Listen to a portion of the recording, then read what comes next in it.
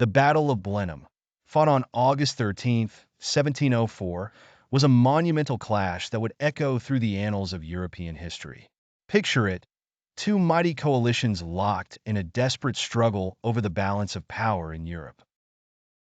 On one side, the French and Bavarian forces, representing the expansive ambitions of King Louis XIV of France. Opposing them, the forces of the Grand Alliance, led by the famed Duke of Marlborough and the brilliant Prince Eugene of Savoy. They were determined to halt the French king's quest for dominance. This wasn't just a battle over territory. It was a fight for control over the very future of Europe. Louis XIV's ambitions threatened to unify France and Spain under his influence, a move that could tip the European balance of power forever. So, the stage was set in the quiet Bavarian village of Blenheim on the banks of the Danube River. A massive force of nearly 60,000 soldiers on each side had gathered.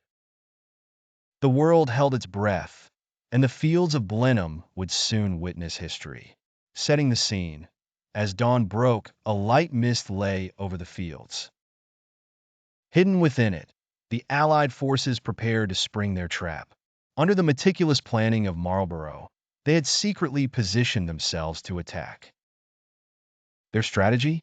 Divide, surprise, and conquer. The French, confident in their numbers and skill, were unaware that the day would bring a crushing defeat that would end their dominance in Europe.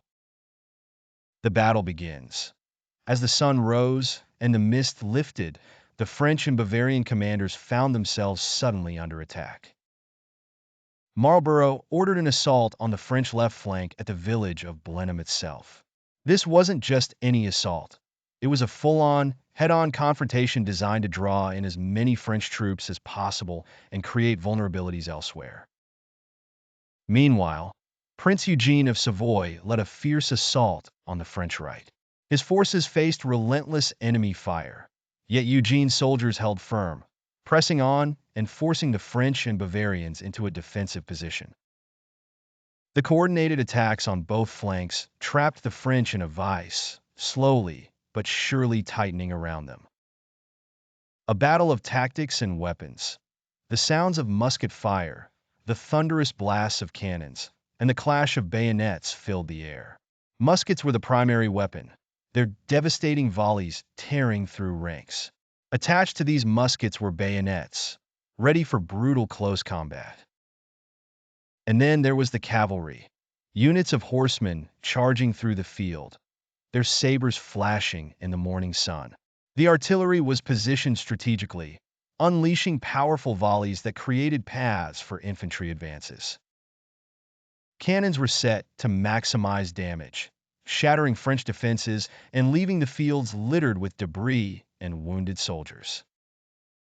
Marlborough's artillery units proved decisive, providing cover and ensuring that the French lines could not reform. It was a deadly dance of tactics, with every maneuver carefully timed.